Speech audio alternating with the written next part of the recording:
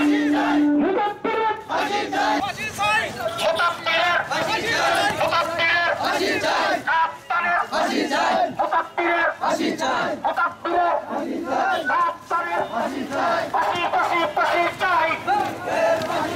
সন্ত্রাসী কাপ্তান এবং মুতাব্বির গন্ডারা আমাদের জারুলিয়া বাজারের বিশিষ্ট ব্যবসায়ী জনাব আব্দুল্লাহ সাহেব নির্মমভাবে জমি সংক্রান্ত বিষয় নিয়ে সামান্য একটি বিষয় নিয়ে উনি নিহত হয়েছেন।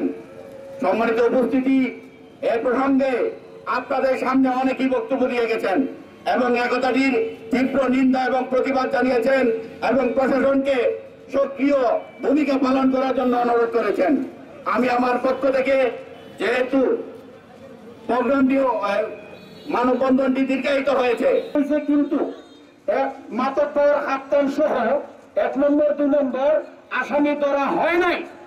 আমরা বিভিন্ন ধরনের তথ্য দিয়েছি, পুলিশ প্রশাসন যেতে লেট করছে।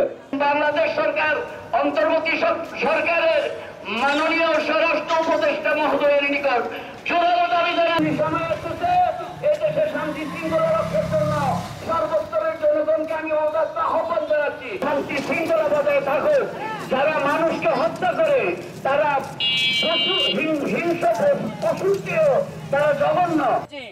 এদেশের জালেমরা বারবার খুন করে পার পেয়ে যায়, এই খুনের বিচার আমাদের করতেই হবে। পুলিশ প্রশাসনের দায়িত্ব আসামিদেরকে প্রতিবার করে গ্রেফতার করা।